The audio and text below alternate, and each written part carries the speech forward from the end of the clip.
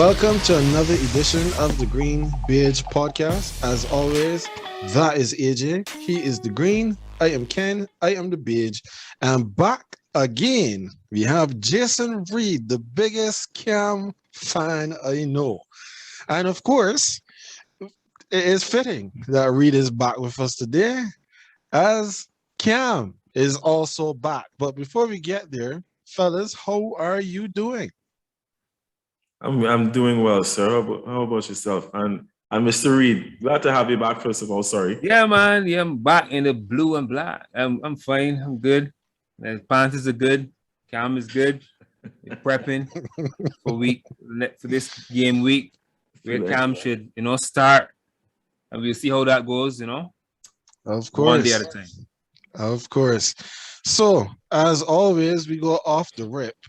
And off the rip this week, there is no other place that we can start when we have the Cam fans around than the fact that Cam is back. So as we saw just this past week, it was announced that Cam Newton has returned to the Carolina Panthers.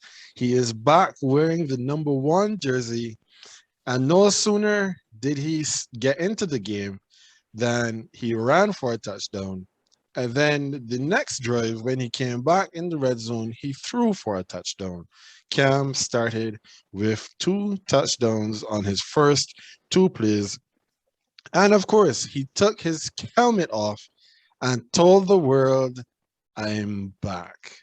So Reid, you said that you wanted a job for number 1. Number 1 has a job. How are you feeling, sir? Good about it, to be honest. I'm still a bit surprised. Even as I said to Ajay in the chat, I said, when we were discussing it earlier in the season, one of the teams that I said weren't settled at quarterback would have been the Panthers. I didn't really expect them to go back to Cam, to be honest. I really did not expect that. So that was really a left field situation. And to see them go back to Cam is like some humble play. Is like they're desperate. Something is happening there that just doesn't make sense, So, but I am happy. I am not overly ecstatic about the 2 touchdowns because the Cardinals were just that was a bye week for the Cardinals in some ways. The major stars were out and so forth, and so I'm not overly optimistic about those 2 little plays. I need to see Cam in the game, a full game, throwing to receivers and throwing steady, getting the ball in the right places, not throwing interceptions. So that's my take on that for this point. All right. So AJ, what about you? When you see Cam is back in Carolina, what's your reaction?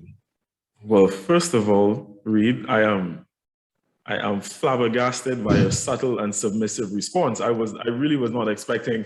I wasn't expecting that response. I'll be very honest. But okay, so initially my first reaction was one of confusion. I'm like, what? I feel like I couldn't understand it at the point in time. But then the more I thought about it, and the more I thought about it to myself and saw discussions going on. Well, this is of my own mind. I kind of realized, you know what, this has to be a move for the future. There's no way that you're bringing in Cam Newton at this point in time in the season to try to save your season. He's a completely different skill set from Sam Darnold. Essentially what it is, it seems like, well, we've all seen with our own eyes that the Sam Darnold experiment has not worked. It looked really good in the first 3 weeks when they beat up on the Texans and the Jets as very early on. But then after that, it really hasn't worked. And really, like I said to you in the chat, the Panthers have been bad for longer than they've been good. So the Sam Darnold experiment hasn't worked. They haven't tied Sam Darnold down long term, so they don't owe him anything. They're not tied to him long term. It's supposed to be his 5th year, right? So they took a 5th year. No, this is 4th year. They picked up his option, so he has 1 more year with them. 1 more year, okay, right. But either way, they don't owe him a big set. So they can move off of him, but I don't think that they're convinced. No, Matt Rule in his first presser after they brought back Cam said that they're trying to have the take parade in Carolina. I ain't sure if he mean that or Macy's parade. Or I know it can be any sort of celebratory parade he talking about. he, as well as everyone else, knows that the Panthers season is done. That move is a look forward to 2022, where they can. It's about getting Cam in now with enough time to get him ingratiated back into this team for 2022. There's no way I'm convinced that this move is to save this season. That's basically all it is. It's just a move to secure a quarterback for the near future. Because and in addition to all of that, it's already well publicized that the 2022 draft is not very full of quarterback talent, and there are not many very good quarterbacks just ambling around like waiting for jobs. So it's a more long-term move, I would say. So as you just eloquently said, AJ, the Sam Darnold experiment for the Panthers has run a very short course. I do not put all of the blame for what has happened in Carolina on the shoulders of Sam Darnold. Just like I didn't put all of the blame for what happened with him in New York on his shoulders as well. Matt Rule has not been very good with his quarterbacks. He has not put Sam Darnold, in my opinion, in the best position to succeed, especially when he did not have Christian McCaffrey in the backfield. But all that aside, for Cam now, Cam coming back to Carolina, you said is not about saving this season. In a way, it kind of is, but not from the footballing perspective, in my opinion. It's about generating enough buzz around the team to keep people coming. Because if Sam Darnold was the quarterback, people aren't going to come because you're not going. First off, NFL tickets to go to games are expensive as hell, especially if you don't want to sit down in the nosebleed seats.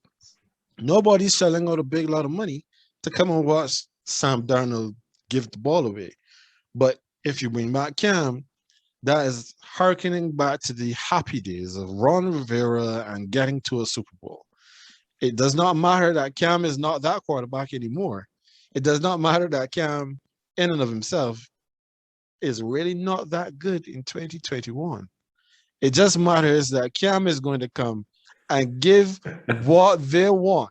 He's going to come and give them an energy, a boost, a lift to the team. And then they'll just see where it ends. No, as you said, the 2022 draft is not replete with quarterbacks.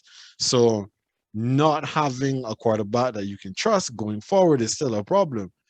And sooner or later, I can let you jump back in here, Reed. But I almost put you on the Stephen A. time out there, just I almost coming. What proof do you have that he's not good in 2021, Ken? So let's see. No, what's your proof? Where's your evidence? Cam was okay in the preseason. He was okay in the preseason. But he's only played preseason football. Yeah, so what is your proof?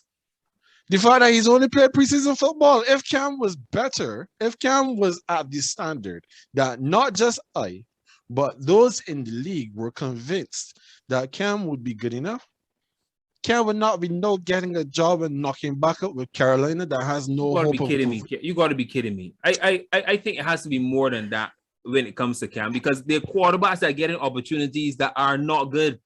And they have not been they've never been good, but they're getting opportunities because people are hurt. You will love Cam right now in New Orleans. No, I wouldn't. Give me that. No, I wouldn't. Why would I want? Why would I want Cam? Why would I want Cam in New Orleans? All right, let's put it this way, right? Remember what Cam looked like in New England last season, when all he had was an okay running game, but he had no skill position players on the outside to catch the ball. New Orleans currently doesn't have skill position players outside to catch the ball. We have Alvin Kamara, but Alvin Kamara is just the Christian McCaffrey equivalent in New Orleans. To bring Cam in, we do not have a quarterback. He is not a quarterback that is going to throw guys open. He's not going to give men the opportunities that they can't manufacture for themselves. Why would I want Cam? I don't need Cam. I don't need a Cam. Washington quarterback is better than Cam. In your eyes, yes. The Jets, famous, Mr. White showed up, and know what happened this week? Jets have a better quarterback than Cam. Come on, Ken. Come on. I mean, to be fair, I don't think you can put the Jets situation in that though. Correct. That's a different, because the Jets haven't really handled their quarterback situation very well, but they're not going to bring in Cam as a backup to the rookie that they essentially handed all the keys to and said, look, just take us wherever. I agree. But all I'm saying is that don't tell me that Cam is bad. Don't tell me that Cam is bad. You have no proof. No proof that he's bad. Don't tell me that.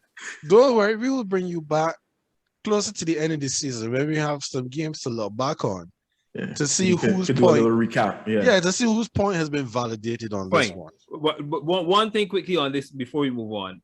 Jay said something that sparked my interest, as he said that he believed that Cam was brought back not just for this season, but for the next season, which is a little, heartening for me to hear. And it makes some sense as well in terms of the contract. When they saw the figures in the contract and the season is almost halfway or so, and you're bringing him in, and he can get almost $10 million from you for the remaining games that are there. So I think what you said makes some sense, because I guess Sam Darnold seems to be out from the equation. And so I would love to see that and see how he fits in with having a year to prepare and so on, and coming with a good off season and so forth. I would like to see that. I honestly think that's what it is. Okay. All right. So now that we've given an opportunity for a therapy session for the Cam lover, now we'll move on to the games. And of course, we like to go through the Blitz. And last week was upset central. However, this week has been Blowout Bay, because many teams have gotten their doors blown off this week. Some of them were, I guess you could say that they would have been expected. Others were very unexpected. And then, of course, there was one game where nobody won and nobody lost. So, gentlemen, as we get started on the Blitz, we like to do it. We'll start with you, Reid, as you are our guest today. Who is your biggest winner for this past week? For me, and I hate to do this, but I put the Patriots as the biggest winners for this week. Taking them to 6-4, I think that's a very good and decent record for this team that is trying to push its way back into contention. And so I think they have a good record. And for me personally, I think they're getting better as well. Getting better. The defense is what it is, and it can only get better as well. I think the quarterback, he's getting better as he goes along. He's getting more confident and so on. And I would say this as well. I don't think there are many teams that will like to face them in the first round of the playoffs. That's just me. So I would put them in my category of biggest winners. All right, AJ, over to you. Who is your biggest winner for this week?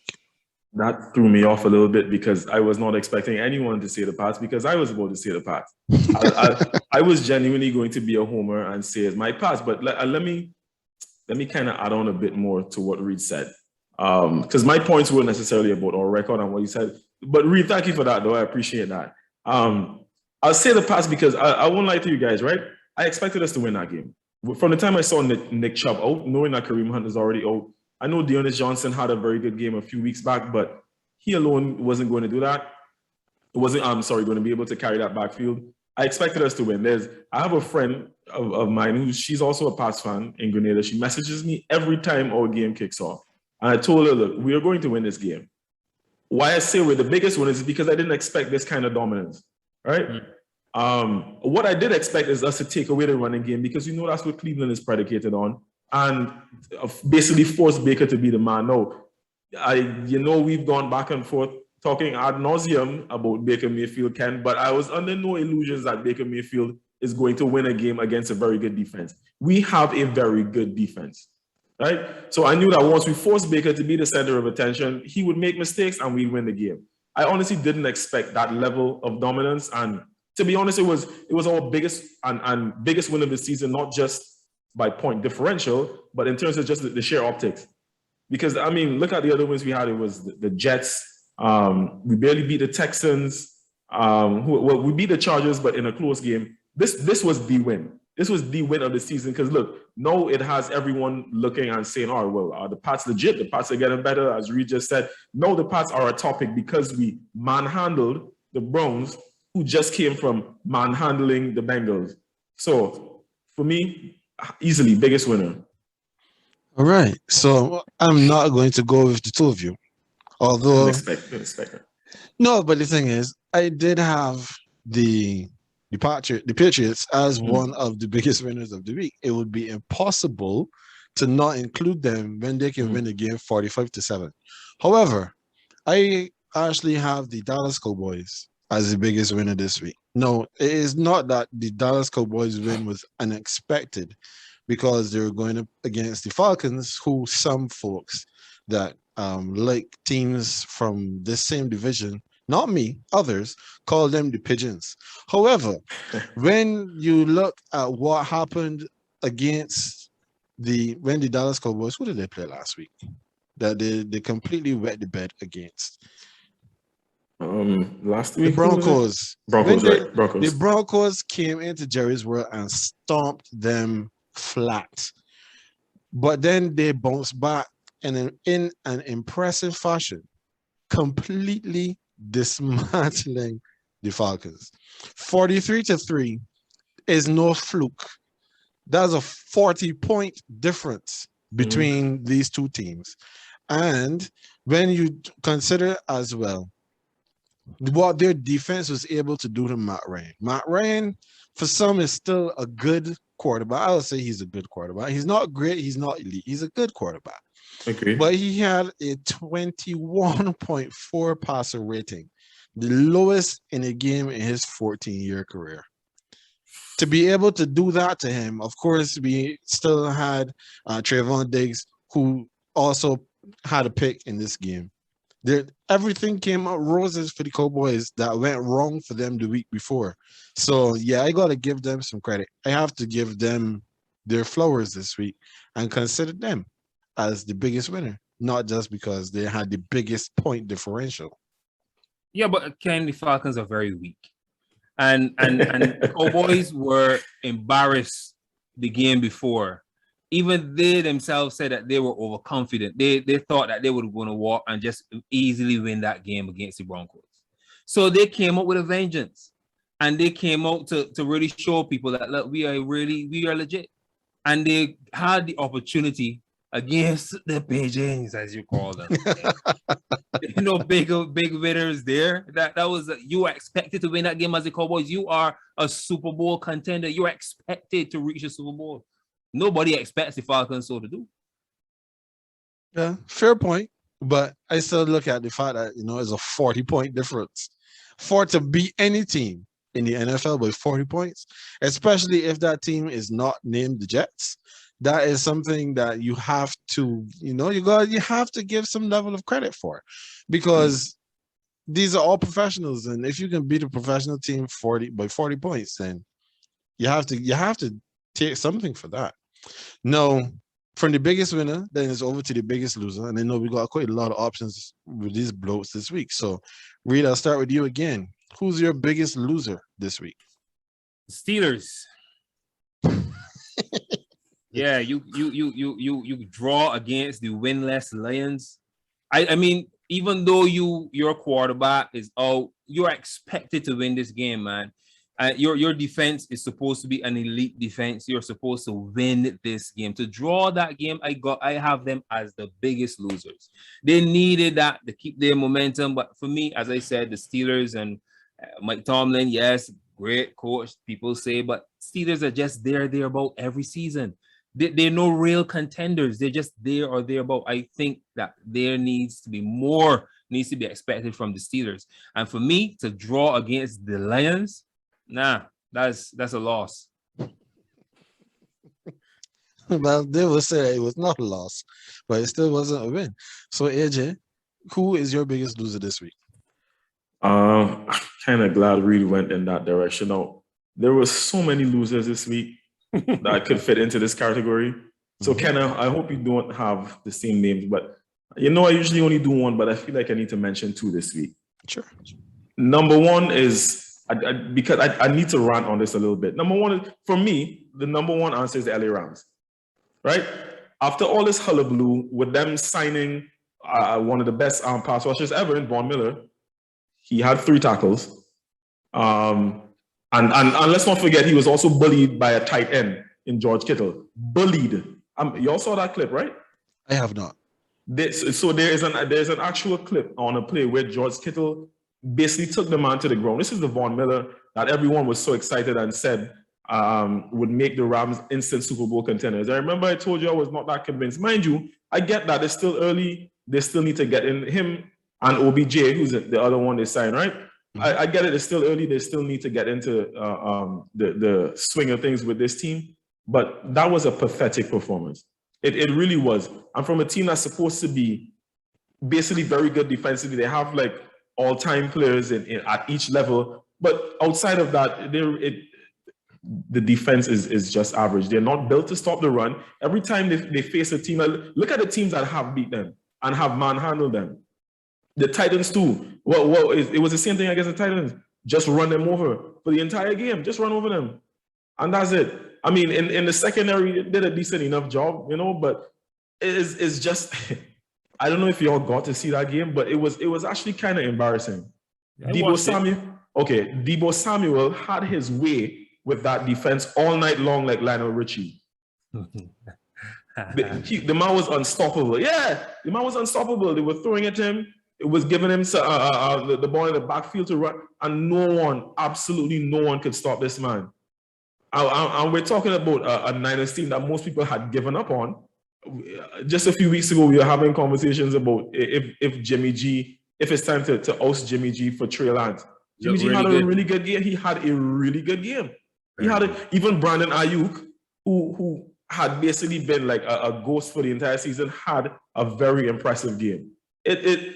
Once again, Matt Stafford looked jittery. I don't understand. Yeah, like the decision making is something that had me a bit annoyed, right? On the very first drive, Stafford took a deep shot to OBJ and like triple coverage or something like that. And I was like, I couldn't understand. I couldn't understand why he was forcing the ball. It's the first drive of the game. Like, try to settle yourself. We know you want to play with a new toy, but like, let things happen naturally. You know what I mean? Mm-hmm. Let's ease into things. Matthew Stafford did not look good. He obviously, as I'm guessing you all already know, there were some other instances in the game where he could have been picked off once again. Look, Stafford just didn't look good. Like I said, the play calling decision defensively, they were the 4th and 5 that Deebo Samuel ended up scoring on, which was his second touch. Look, looking at the play, just again, terrible defense. Tyler Higbee, 2 drops. Cooper Kupp had a crucial drop. Van Jefferson the Rams just looked like they're unraveling. And this is not good enough from a team that is supposed to be like potentially winning this division and getting into the playoffs. And then sorry, one more thing. Late again, Stafford got called very late. Right, there was a fake field goal attempt at the end of the first half. Bad decision making. Stafford again, an illegal forward pass, senseless. Goes to the. I don't understand what the Rams are doing. That even the fact that they've brought in 2 new players is no excuse to be looking the way they did. They're arguably my biggest losers, but I also have to mention Reid's other guys. The Seattle Seahawks did not score a point. The Seattle Seahawks didn't score a point. You know the other teams who haven't scored, who were shut out completely this season?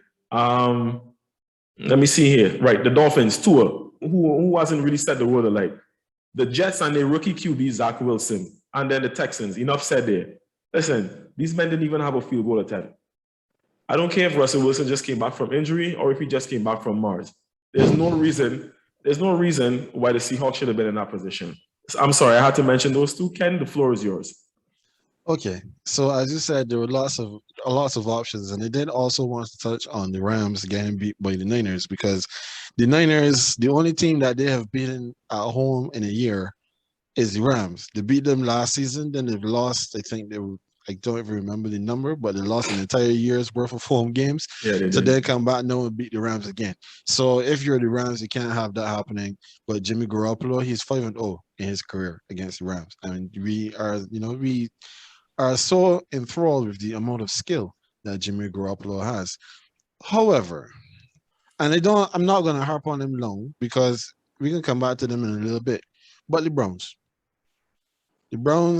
only scoring 7 points against the Patriots. As you said, the Patriots do have a great defense, but you gotta be able to do more than that. And they can leave that there for no. No, over to the moral victory. All right, hold on. Before you get to moral victory, I just wanted to mention something on some stuff that Ajay said. Look, as you mentioned the stats, he placed the Rams in the category of biggest losers. I did not put them there for some of the reasons one of the reasons you mentioned, Ken. When last has the Rams beat the 49ers? Not since forever. They don't beat them. I get that, but that they look bad during the game, but follow this. I think the changes that they made recently kind of offset the chemistry a bit in the team. And also knowing that you're going up against the 49ers, a team that you don't beat, I think they started to overcompensate. They were trying too hard against the 49ers, and it just wasn't working out. They, as you said, they could not stop the run, and the 49ers looked so good. They looked like Super Bowl contenders right there playing against the Rams. And even though, look, the first play, in terms of the interception, I do not think it was a game-changing play. You know, it was on the 7-yard line. The guys intercepted 7-yard line. They moved from there straight down the field to score.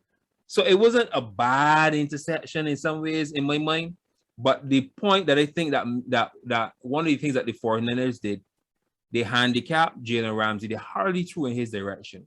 And he just went berserk after that. His mind was gone. You saw him. He was just fuming. He was doing he was just out of it from there. He could not impact the game. And therefore, all of that worked against the Rams. But I believe in 2 games' time, the Rams will begin to cook and look very, very good. Ominous, to say the least. So let me just reply to you here quickly, because you still did mention the fact that you said it got to them. The Rams still were the authors of their own demise. And you could say that the pick wasn't a game-changing play, but it was a poor decision from Matt Stafford. You had a very bad game in the last game. He was not very good in week 9. Take your time, get into the groove before you start making. The last thing you should be doing on the first drive of the game is trying to throw a deep ball into triple coverage with a receiver who has taken 2 catches from you, or 2 targets, whatever it was, since he joined the team. Work the ball down the field. It was senseless. It was just, like I said, it was a decision making for me. All credit to the Niners at the end of the day, but the decision making from the Rams could have been a lot better, from the coaching all the way down to the guys on the field. Yeah, and the only thing that I would add where this Rams thing is concerned is, don't forget to, coming into this game, Matthew Stafford banged up with a rib injury.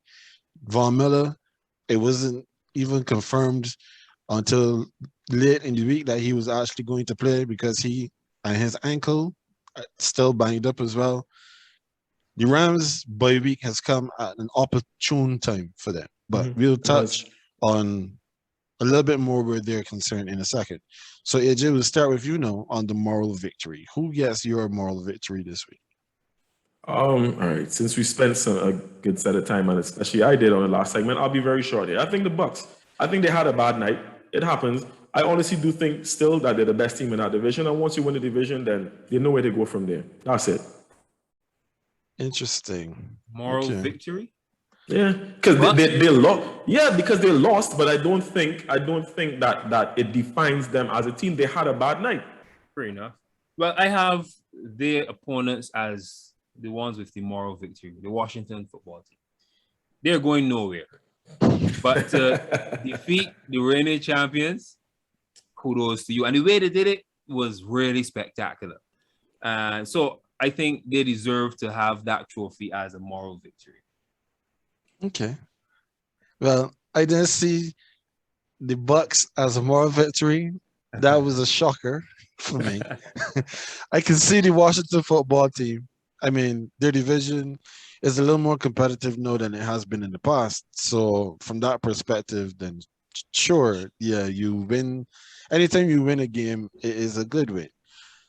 Ah, my moral victory this week is actually the Kansas City Chiefs because the Chiefs have looked so bad for so long to go to Las Vegas, who has had a defense that has been playing pretty well over the last, I don't even know how long, but to hang 41 points on a division rival in prime time when the world is just waiting for your demise to continue, when we are all watching the flames burn, like there's that meme of the dog that's sitting in the room that's on fire and saying, "Oh, this is fine."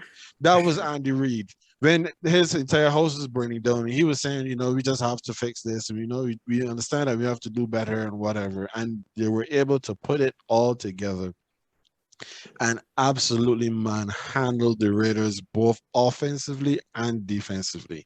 I have to give them some level of credit for that. So that definitely is a moral victory, and hopefully this will propel them going forward into the rest of the season.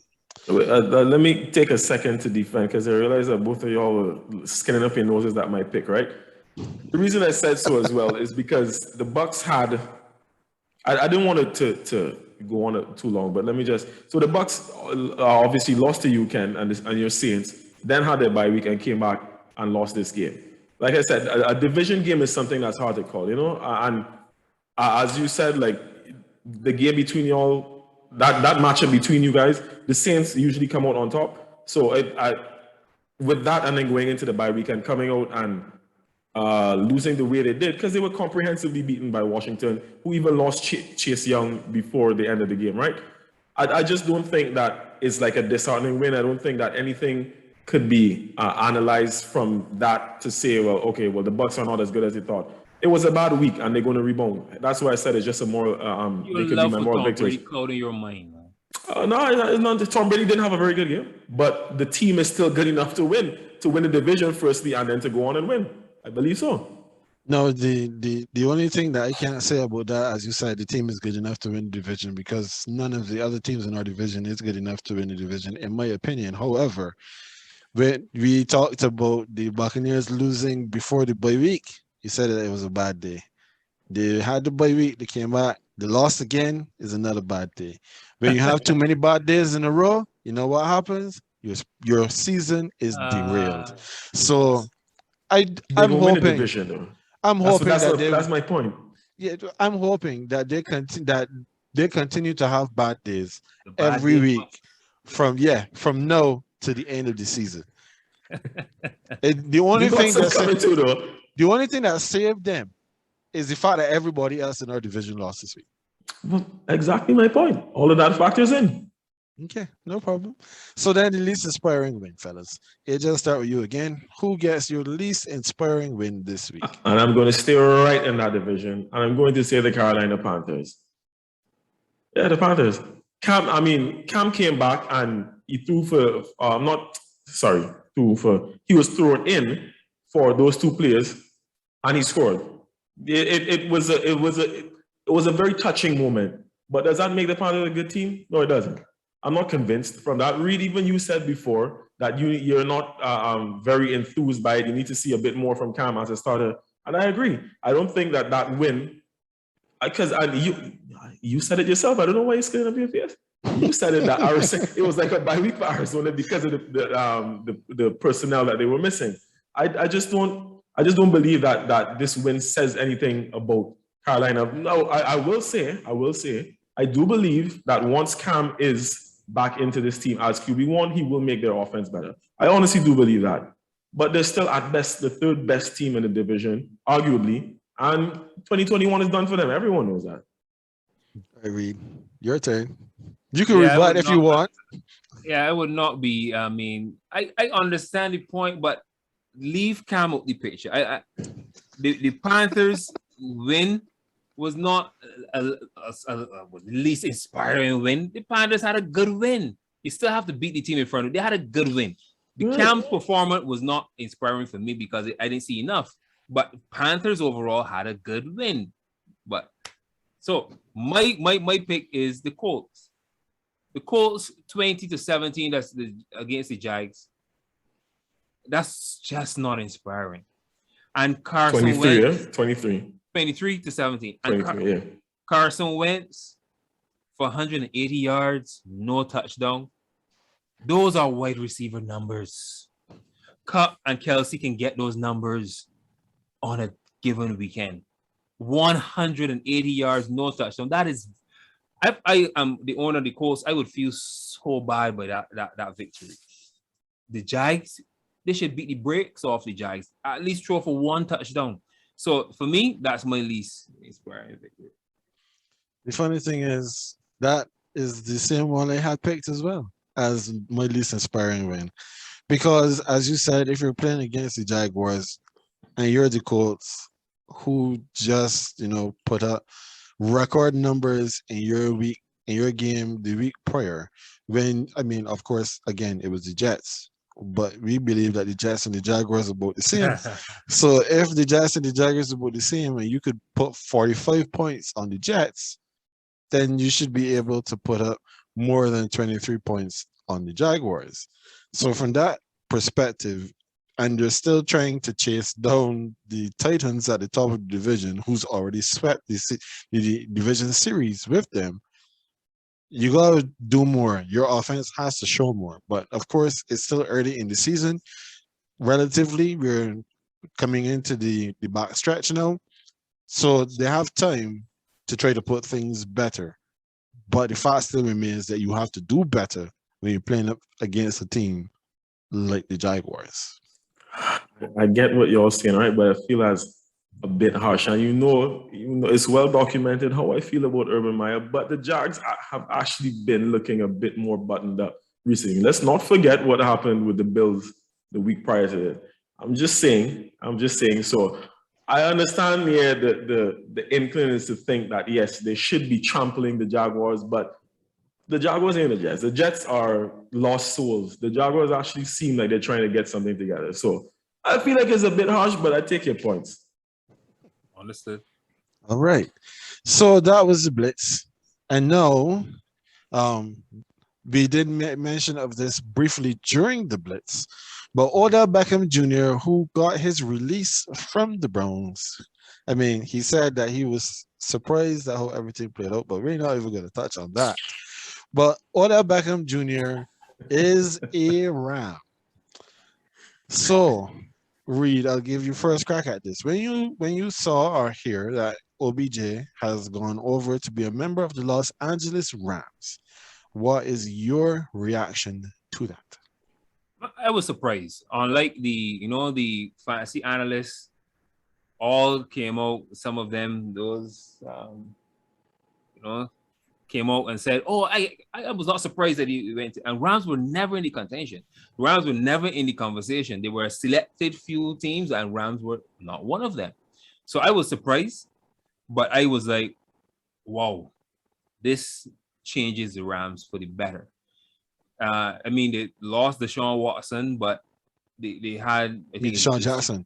Jackson was not Watson. Jackson. I said Deshaun Watson. The man even play games. Left for that man here.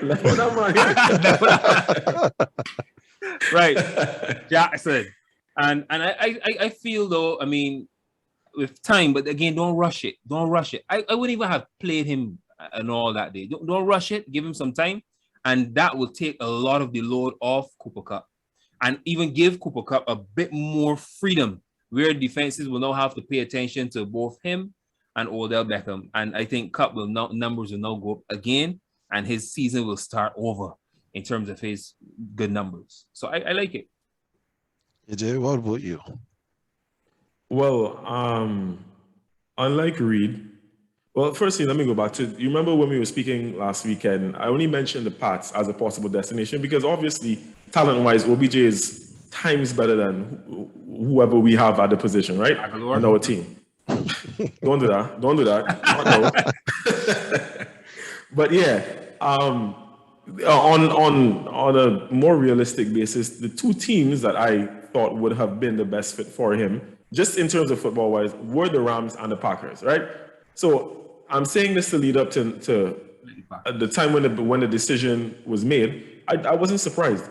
In the end, I wasn't surprised because the Rams just seemed to be, and I feel like I even made a joke about this, about how the Rams just signed anybody that was free. So I wasn't surprised that they were going to add OBJ to that offense. And in addition to all that, right? In addition to all that, I honestly believe that this move was about more than football. This move was about more. I don't know if you guys saw, he did kind of like an introductory video. He actually released it on his social media platforms, referencing going back to Cali, the Biggie Small song. There was somebody like calling it. I think it was an homage to the video itself, if I remember correctly. But I just feel like for him, LA ticked most of the boxes regarding football and out of football. It's true. Okay. No, I was disappointed when I saw that Odell Beckham was going to the Los Angeles Rams. But that was mainly from the footballing standpoint. Because like your Patriots, there is a dearth of quality in the New Orleans Saints. New Orleans Saints wide receiving core. So Odell Beckham coming over to the Saints, he would have had an opportunity to be the number one receiver. No, the Saints aren't in the biggest market. However, they are a team that still does carry a certain level of popularity because the Saints have the most primetime games this season of all the teams in the NFL. So him coming to the Saints would have given him an opportunity to show that he is still that number one talent that he was able to display when he was with the Giants. He's been hurt every year basically since then, and he was not given an opportunity to show that when he was in Cleveland. But no, he had gone to make up a number, in my opinion, when he went to the Rams.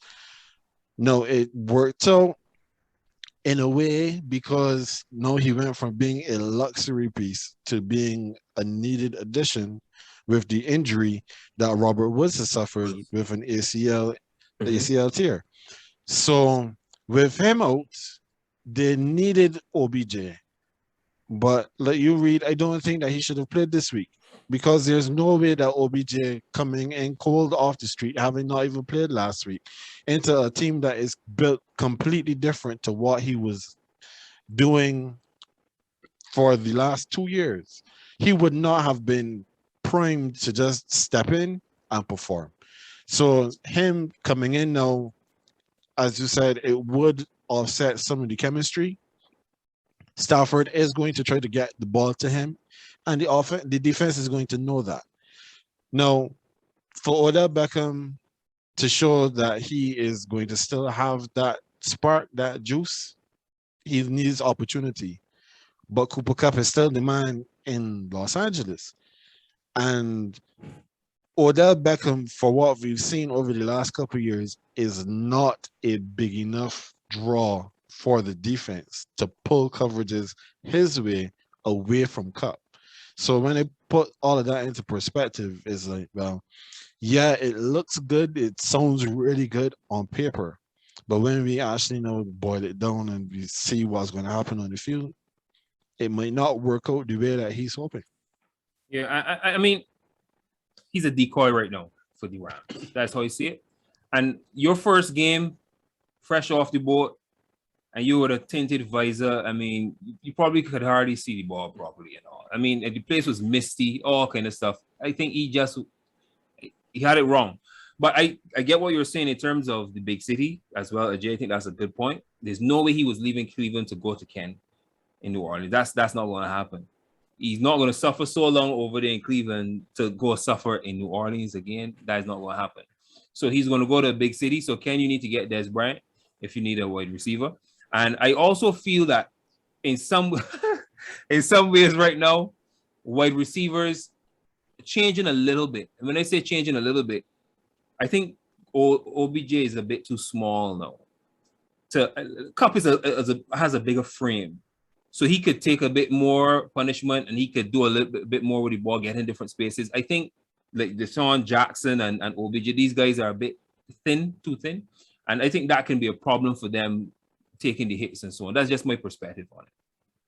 I will add as a final note though, Ken, if Drew Brees was still playing, I honestly could see OBJ being a Saint. I honestly could, even if it was just for the remainder of this season, I could see him being a Saint. You know, with that LSU being LSU alum, you know, he has that Louisiana connection. Mm-hmm.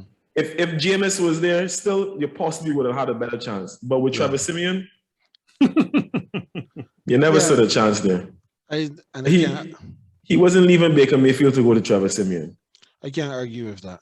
And that's one of the things I said to, I don't remember if I said it out loud, but if Jameis had not gotten hurt, we would have had a better chance of landing Beckham than dealing with Trevor Siemian and Taysom Hill and Ian Book, who we've not even seen since preseason. All right, so now, gentlemen, we get into who do you trust? And for who do you trust, we are looking at what we have seen over these past 10 weeks. And we have 4 teams, 4 situations that we're going to get into briefly. And the first one, do you trust the Cardinals still? The Cardinals have just, had a very, very bad loss as far as they're concerned against the Panthers. The Cardinals, who started out 8-0, have lost their last 2 games. Now they're 8-2.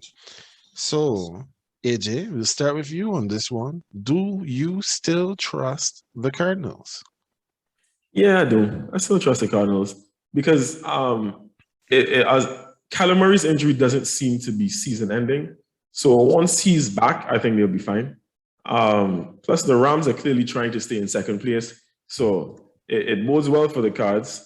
I don't have that much faith in the Niners and the Seahawks. And just looking at the Cardinals' remaining schedule, they have quite a number of winnable games.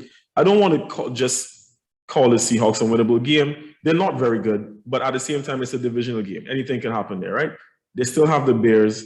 Obviously, they're playing around, but then they have the Lions, Colts. Cowboys not easy, but yeah, I mean, I feel like their record at this point, given some of these matchups that they should be easily winning, and I think they still can, it means that they still will get to the postseason and with a good enough record. I can't see them falling off that far from this point. Okay, what about you, Reid? Yeah, I do trust them. As I said, the points that I made earlier, the stars were out, and I think this is a good time to get Kyler Murray some rest if they get the ankle correct. Even if he has to sit out one more game, I don't think that would hurt them terribly. They can bounce back easily. So this is the time to get your players right so that you can chase the postseason. Don't worry about having an unbeaten record. I think unbeaten records haunt you. Every game is pressure. You don't want that. So I think that they're still trusted by me for sure. Okay. Well, I kind of trust them. Kind of, sort of ish. The reason why I am not all in on the Cardinals at this point, yes, I do expect that the Cardinals should be able to hang on to win this division. As AJ said, the Rams right now are finding ways to lose games. And when you look at the rest of the division, right now the 49ers are 4-5, and nobody thinks that the 3-6 Seahawks have a chance. So they have an opportunity still to win the division, and they've already beaten the Rams. They do have, I think, I can't remember for sure. But if they haven't beaten them yet, then their season. Yeah, they've beaten the Rams once.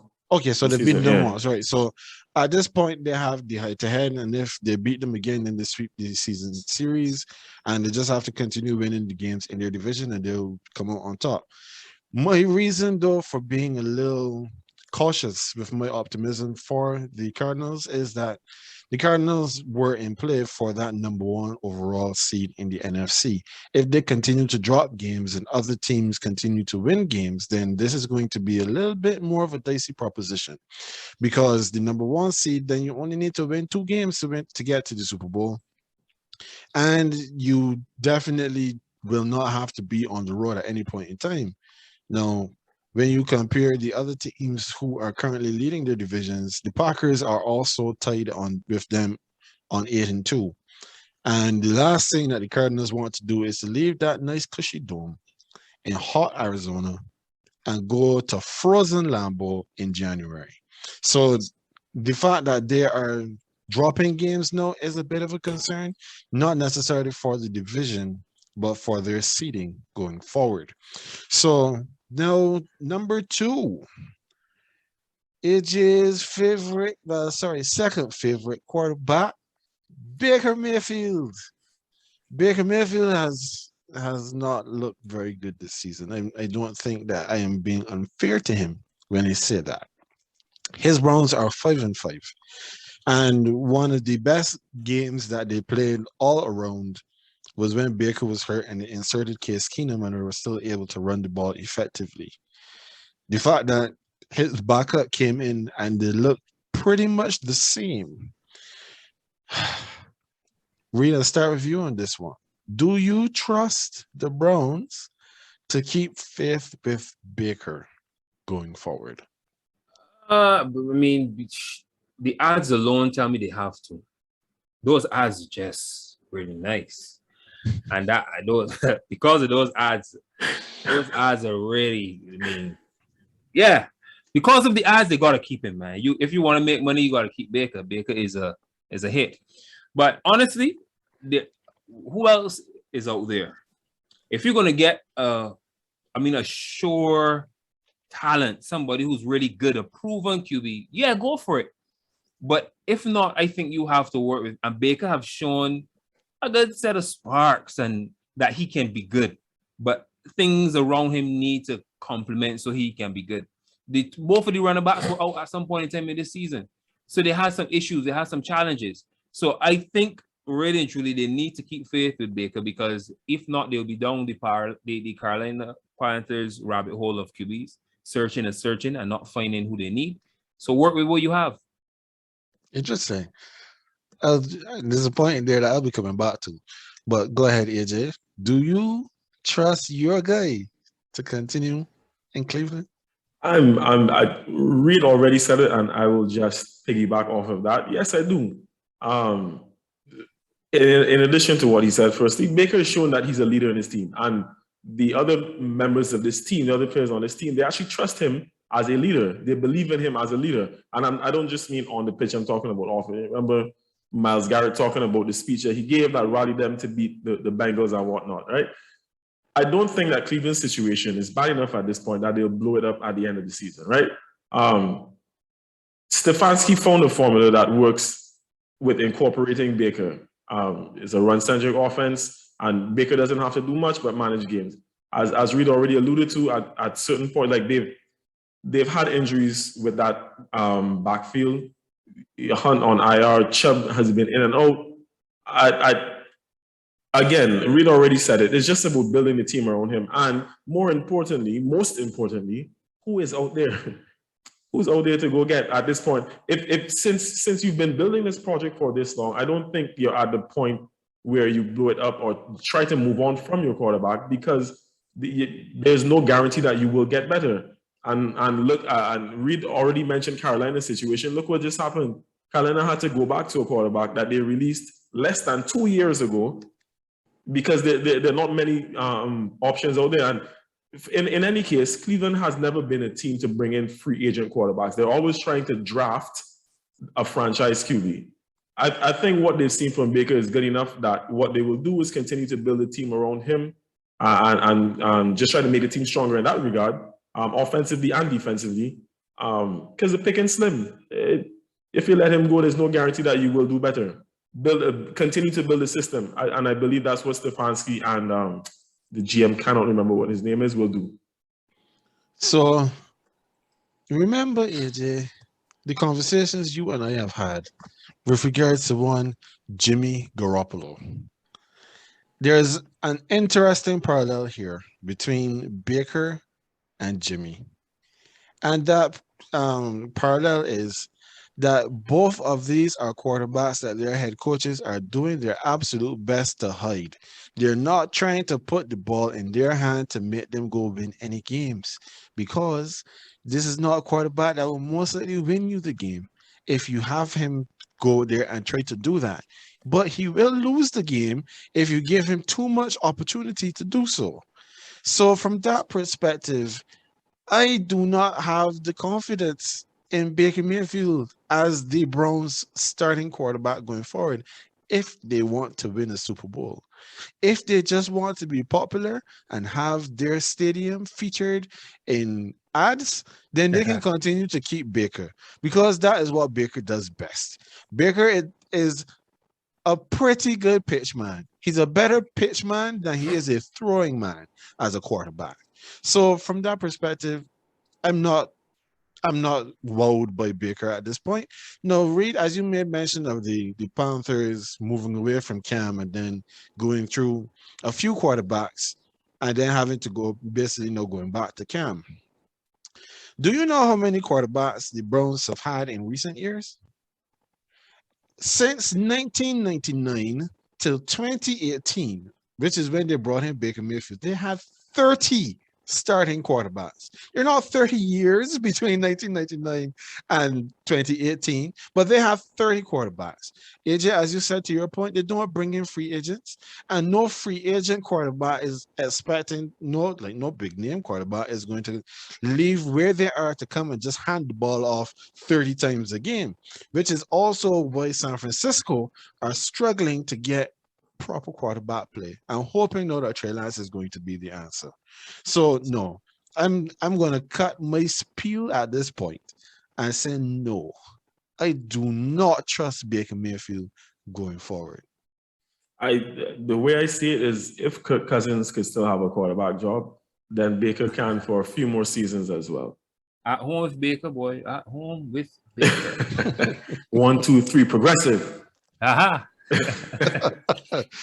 All right, fellas. So from Baker, no AJ, we go over to the other quarterback you and I have had extensive conversations about, and that is Ryan Tannehill.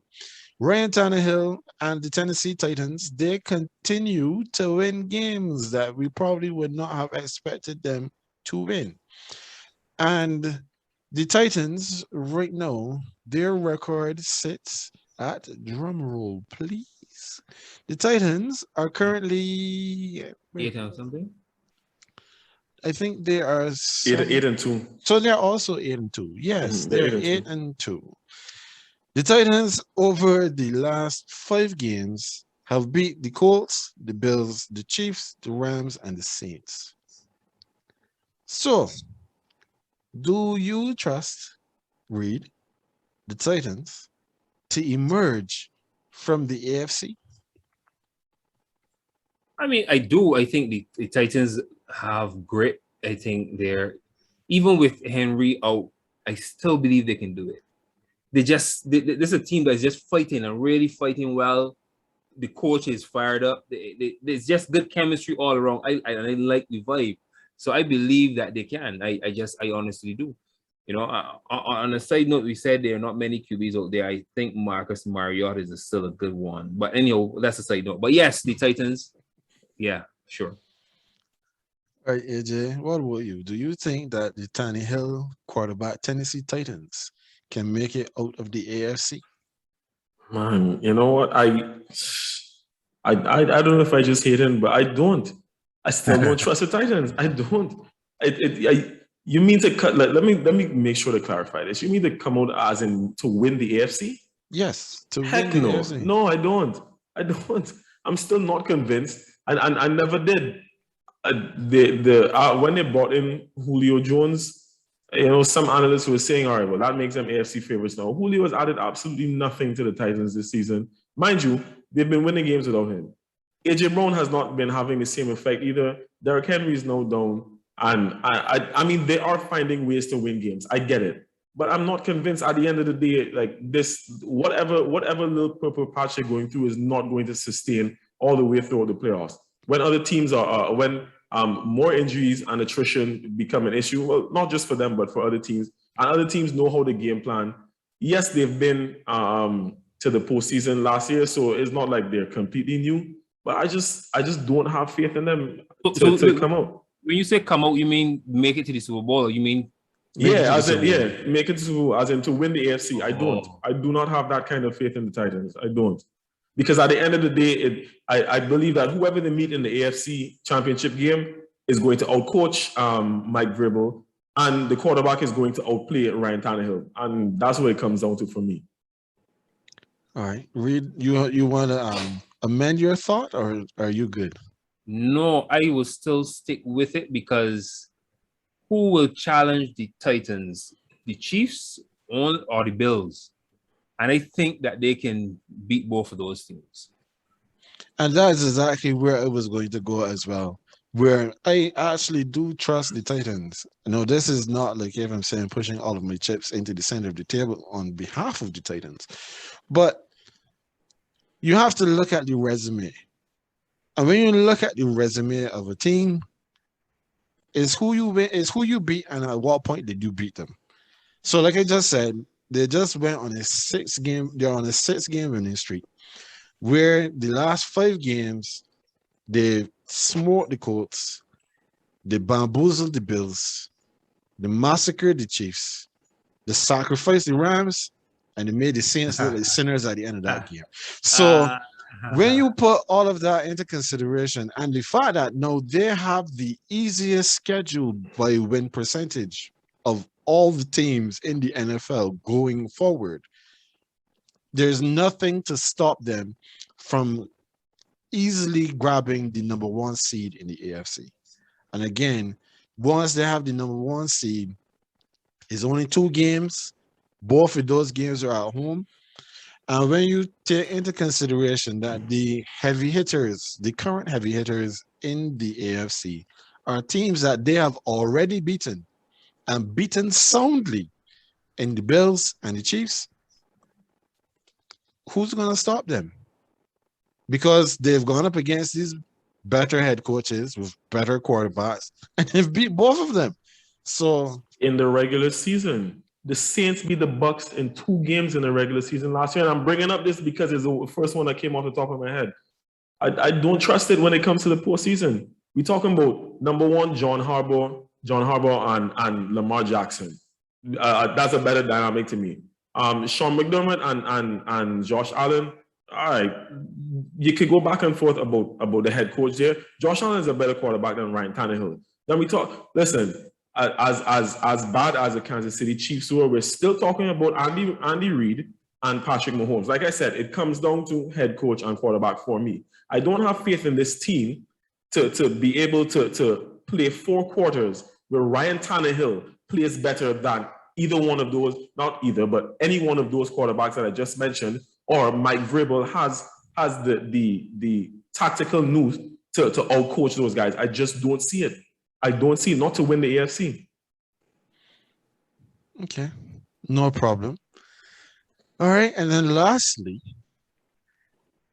we are talking about AJ's Patriots. We're giving them a feature here in Who Do You Trust?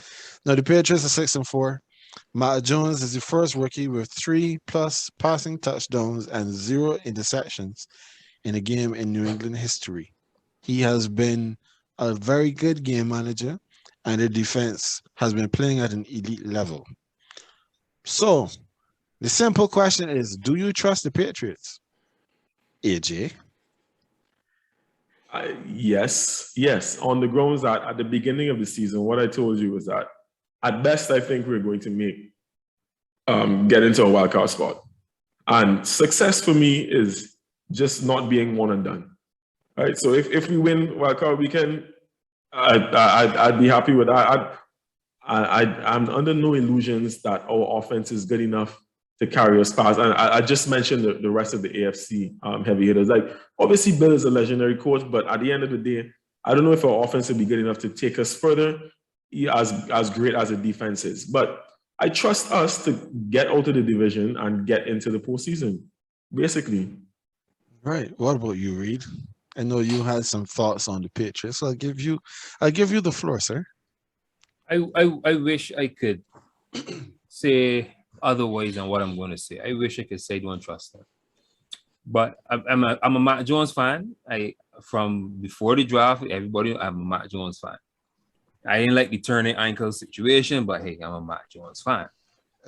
But I don't like the Patriots. All right? Don't like them. And cutting Cam made it worse. But I trust them. I would not. I do trust them to make it to the playoffs. And as I said, I don't think the team that they will face in the first one would be too comfortable facing them in the playoffs. Okay.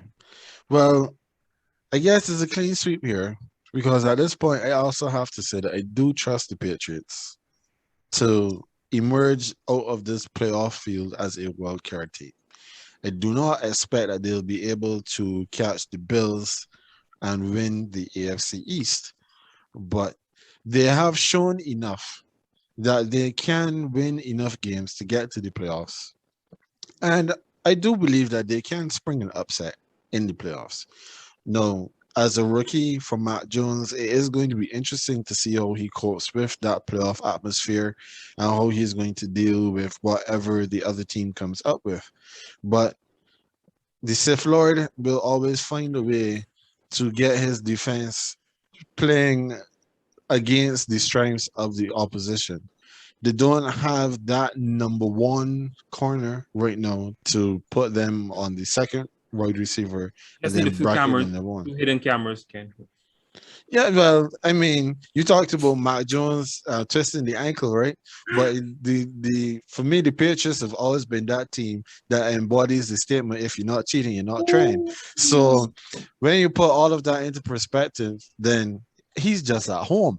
No, with all of that, then you have to expect that the Patriots will make the playoffs and could potentially spring the upset in the wild card weekend. Do you have any thoughts before? My only thought right now is that this is a really tough crowd. I'll leave it right there, though. I leave that right there. Okay, sir. No problem. And so, now as we've come almost to the end of another GreenBaje podcast episode, we look ahead for week 11, and we're trying to decide which games are those that take our attention. So, Reid, I'll give you first crack. Which are your tastiest matchups for week 11? Unlike the other weekend that was coming when I came on the show last time, this weekend is pretty packed in terms of action. I think for me, this is one of the best weekends if you're looking for action. Packers, Vikings, Saints, Eagles, Panthers, Washington, just because of the Ron Rivera factor and Cam Newton and so on. The Bengals and Raiders, Cowboys and Chiefs, Cardinals, Seahawks, Steelers, Chargers, Giants, Tampa Bay, just because of the Tom Brady, the Giants kind of factor. So I think those are all, for me, tasty games to look forward to watching. Unfortunately, you can't watch all at the same time, but those are some pretty tasty games. The only game that you did not make mention of, well, two games you didn't make mention of was the Super Bowl rematch, Patriots and the Falcons, and the Lions and the Browns. And again, man, those are not games. I'm just saying, you just went through pretty much every game, and the Dolphins and the Jets. You just called pretty much all of the rest. But AJ, who are you looking forward to the most this weekend? Well, as the homer, a resident Patriot fan, I have to say that I am looking forward to our Thursday night game. Prime time, as you said, is the funny thing is I didn't even remember that this is a Super Bowl rematch because it doesn't even feel that way because Brady's not there anymore. So for me, I was just thinking about it as this is another game that we should be winning. We've been on an impressive streak. I want to see how we do in the short week. Bill Belichick is usually very prepared. I don't want any smart comments here or smart thoughts even as I'm saying this. But yeah, he usually That was a good one. But Bill usually prepares very well. Like I said, it's the short week. Things tend to happen in that week that are unpredictable. But the Falcons, after coming off of an impressive victory against the Saints and then completely laying an egg against the Cowboys, I don't know what to make of them. I think this is a game that the Pats should be winning. So for me, it kind of starts there. And I feel like Reid mentioned everything else, so there's no need for me to reiterate. Okay. So there are a couple of games that I'm very curious about that I mean, Reid gave us all the headline ones, right? But you see the Ravens and the Bears, especially how the Ravens they've not looked very good most games, and Lamar Jackson basically has to come pull a rabbit out of a hat. I'm curious to see what they'll do against that Bears defense. And their defense has not been playing very good either. So it's going to be interesting to see what the Bears can do against the Ravens. Now, the Saints playing against the Eagles, we really need to bounce back. Jalen Hurts. It's going to be interesting to see what he can do in this game because Hurts is much better at running the ball than he is passing the ball. But he's going up against a Saints defense that nobody can run against. So to see what he can do there, of course I'll be backing my Saints to win that game. And then I'll just make mention of one more, and that is the Steelers and the Chargers. Now, the Chargers, they need to get themselves back on track because now that they have continued to drop games, they have given an opportunity back to the Chiefs. I think after the Chiefs won on Sunday night, they are sitting at the top of their division, or they're second behind the Chargers, but I think their records are the same. So from that perspective, the Chargers need to course correct. The Steelers, having just wet the bed against the Lions, literally because the rain would not stop falling, they need to do better when they step indoors now against the Chargers. They also need to get some wins under their belt if they are going to stand any chance of reaching the postseason, which many of us do not believe that they will actually accomplish. All right, gentlemen. So that is a great landing spot for us to end this week's episode of the GreenBaje podcast. As always, we want to thank you, Jason Reid, for joining us tonight, well, today, whenever you're watching this, and we will definitely have you back later on in the season, especially when we've seen a few games from that day in your background. Of course. And yes, do not forget that we will be joining you again tomorrow with the fantasy spot. There are lots of things happening this week that are noteworthy for fantasy, and we will definitely help to get you prepared for what's coming up this weekend. So, as always, that is AJ. He is the green. I am Ken. I am the beige, and we will see you next time.